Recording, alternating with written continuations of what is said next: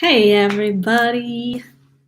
All right, so this is my first time doing Facebook Live, so I'm excited to be here. I mean, YouTube Live. It is my first time doing YouTube Live. I usually do Facebook Live, so I'm just going to get right into it. I want to talk today about managing burnout as an acupuncturist. Many acupuncturists, myself included, have no idea that being an acupuncture practitioner and burnout actually go hand in hand. It's really common for feelings of burnout to happen in actually any type of service business where you're working with people, you're healing people, because there's a really big energy exchange that happens.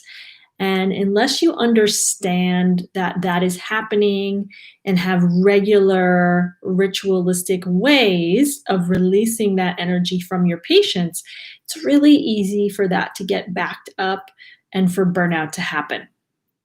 Along with, burnout is prevalent right now in acupuncturists because of this crazy time that we're living in. So I feel like there's just a mild burnout in the collective consciousness for everyone right now. So it's also transferring over, into our practices. So along with there being a collective consciousness of burnout, and practitioners having the busiest times that they've ever had in their practices right now, which is amazing.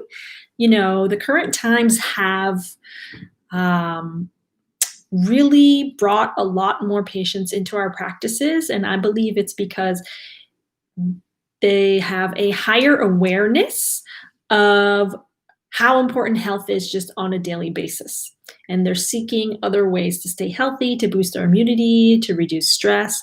And so not all, but so many of my acupuncture students that I'm coaching right now are having the busiest times in their practices of their entire career. So that's really exciting. But when that happens in your practice, it comes with a level of burnout because you're getting more of your patient's energy, you're busier in your practice, you have a lot more busy work to do with just managing the practice. And there's a transition that happens from when you go from not as busy to really busy. I remember in my practice, I went through periods of burnout. And in the beginning, I didn't realize what was happening. And what I mean by that is that I didn't realize how much of my patient's energy that was being picked up by me, that we were exchanging within the treatment rooms, and that I didn't have any type of clearing practice. And it just got built up and built up and built up and more stagnant. And so you have to have a regular clearing practice. So if you follow my work, you know that I always talk about the key to success is your mindset. Mindset is always number one when you're building a successful practice. However, there is something that is a little bit before mindset, and I call it like 0.75. And this is your self-care, because it doesn't matter what mindset exercises you're doing to keep your mind in the abundant, success-minded place.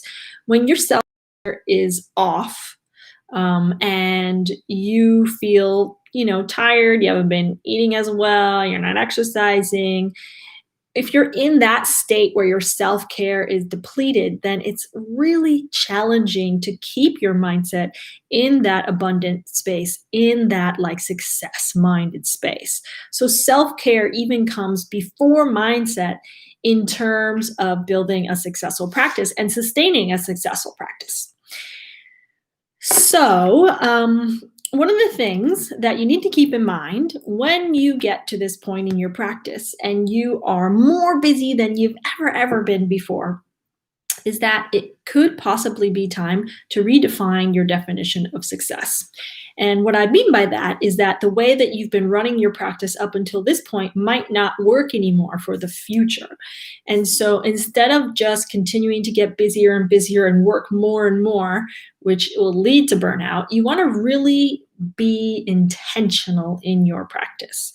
And you want to think about, what does the next level of success look like to you? Do you want to expand your practice? Do you want to hire on another practitioner? Do you want to get more rooms? Do you want to get a bigger place?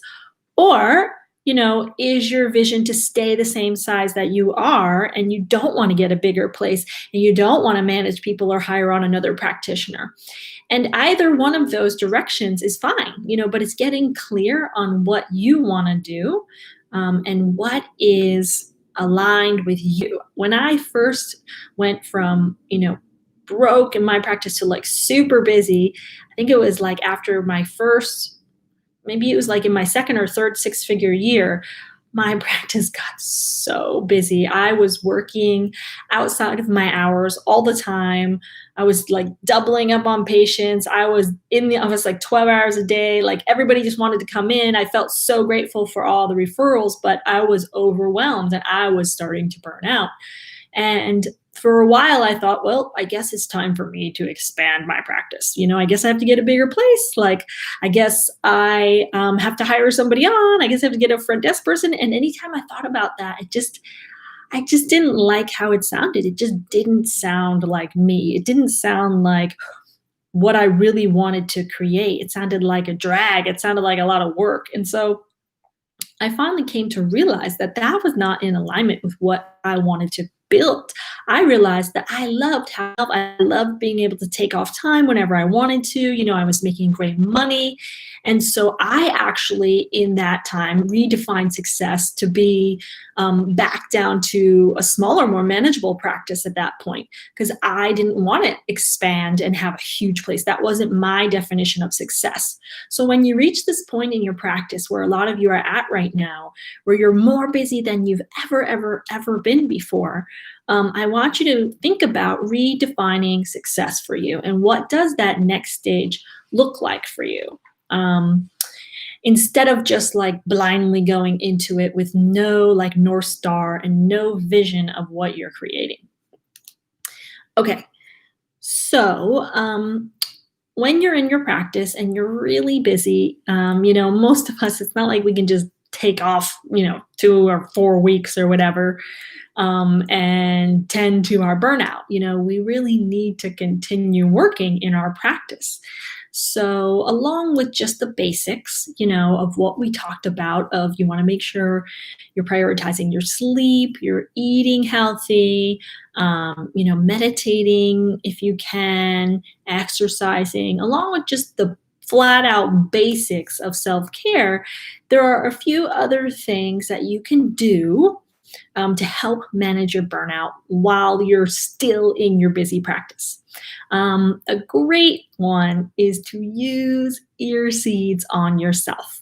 I love ear seeds. I've used them just ever since I was introduced to them over the years, as a means to really manage like anxiety and stress for me mostly. But also it's the same, for burnout. Burnout brings a lot of stress and anxiety with it. And the ear seeds are so powerful to helping to calm down the central nervous system. And it's something quick and easy, and you can just pop it on and you can leave it on all day. And then also it's really good to use in your clinic, because then people will see what you have on your ears. They're going to ask you about them. Then you can upsell them, to ear seeds also, and an ear seeds treatment. So like, it's win-win-win all the way around. You're going to feel better. You're going to feel calmer. Maybe even sell some ear seeds treatments with your patient. Make an ear seeds course with Ellie, the founder of earseeds.com. So if you want to learn more about ear seeds, definitely go check out that course. I'll link it down. But I reconnect. Hopefully it will reconnect. I don't know. Nobody's chatting live, so I don't know if you can see me now. Oh, I think it's back. Okay. Another thing you can use in your practice is crystals. I personally haven't really used these, but a lot of practitioners do, and they say that it helps a lot for energy clearing.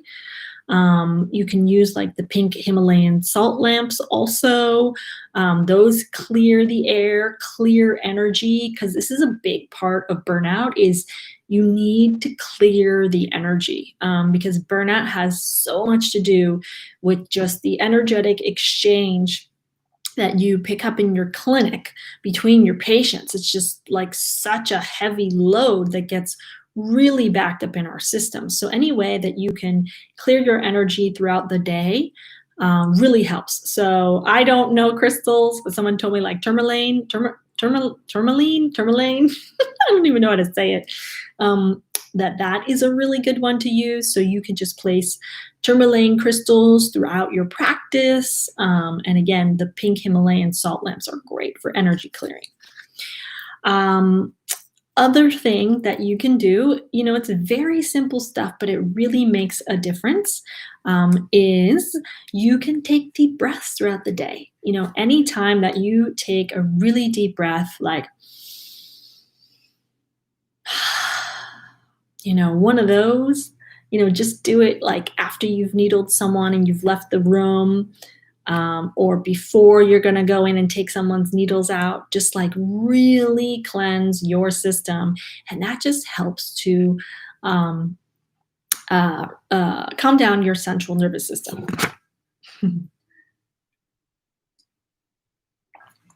So with deep breaths, you can do like what I suggest is that you connect it to something that you're doing throughout the day so that you remember to do it all day. So, for instance, before you go back in to deneedle a patient, you can take 3 deep breaths every single time, or like every time you go to the bathroom, whatever. But just connect it to something that you're doing throughout the day so that you're reminded to always do this throughout the day. Deep breaths are super healing for our system. When we are in burnout, in stress, in anxiety, we are always never breathing deeply enough. So definitely just take advantage of your central nervous system, your vessel, and utilize breath. Okay, another thing, I did mention it before, but let's talk about it again, is meditation. Meditation is so important as an acupuncture practitioner, so important, because it's such a powerful, energetic clearer. Not to mention, that we are an energy business. One of the most powerful ways to treat your patients is intuitively.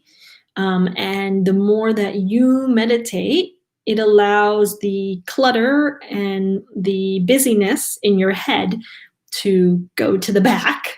And you're allowed to be in that pure present state with your patient, which allows you to be more in touch and in tune with your patient and a better practitioner. So not only is meditation so important for that intuitive connection with your patient's health and healing, but also for this burnout aspect of being a practitioner. Anytime that you meditate, you're cleansing your energy, you're clearing your energy field. And it doesn't matter if it's 5 minutes, or 50 minutes, but that is something that is so important for you to do on a daily basis. So you could even do that again, like throughout the day. You could sit and put a timer on your phone, for like 3 minutes. Just sit there and breathe. And when you meditate, a really simple way to meditate is to close your eyes. And when you breathe, just feel this area underneath your nose and try to feel the breath coming out of your nose and hitting that area. And put all your focus into this area. Very, very simple breathing meditation technique. And you're not breathing heavy, you're breathing normal. And so you're trying to just focus your mind on that spot. So meditation is so important and so helpful for managing burnout as a practitioner and just for the long-term length of your entire, acupuncture career for your whole life. The other thing that I love And we were talking about this in the private group in my six-figure acupuncturist program. We have a private support group. But someone suggested this and I forgot almost how much like I loved this, is shaking qigong. So, just shaking your body, like, oh, it feels so good. So you can do it sitting, you can do it standing. I mean, I really like to do it standing because I just like, you can't really see me right now, but if you just like raise your heels and just raise your heels and slap them back down again, your whole body will gyrate and shake, and it releases so much. It releases all this stagnation, all this stagnant energy. It gets things flowing again. It's energetic, clearer. So shaking qigong between your patients, just tap those heels up and down. It's such a great tool to utilize throughout the day. That's what these tools we're talking about today are, really simple things that you can utilize like throughout the day at your practice to help manage your stress as you're having like the busiest times ever in your practices. And we're coming off of like the biggest burnout year ever. So so those are your tips today for managing burnout. I also have a whole course. It's called Emotional Intelligence for Practice Success, if you don't know about it. And it's a much deeper dive into understanding the emotional aspects of our practice. And when we don't understand the emotional aspects of our practice, it often leads to burnout. And so I have created a whole course on that too. If you want to dive deeper into this or check it out, I'll also link that below. But in the meantime, you guys, just take care of yourself. Like, this is a crazy time in our lives. And it's a blessing that we're all so busy in our practices, but it's a real thing, that energy gets stagnant and it gets backed up, and we pick up a lot of energy from our patients. So make sure that you're really aware of this happening in your clinics. And when you do feel a burnout come on, I also want you to be aware that it's oftentimes just from this energetic exchange, and you need to be more aware of clearing your energy. It often gets mistaken for the actual career of being an acupuncturist. And a lot of practitioners think that they made the wrong choice or they're in the wrong career because they're feeling this burnout, when that's not actually the case. The case is just that we were never taught about the heaviness of this energetic exchange, being a healer and working with patients every day. So bring an awareness into that when you're feeling that burnout, it doesn't mean you're on the wrong path. It just means that you need to have some different ways of managing your self-care that are specific to being an acupuncturist and specific to energy clearing. All right, guys, I hope this helps. So leave me a comment and let me know in your practice, like if you do energy clearing, or what you've done that's really helpful for you, because it's always great to hear from everybody and what they're doing. And that's it for today. So take care of yourself. I love you guys.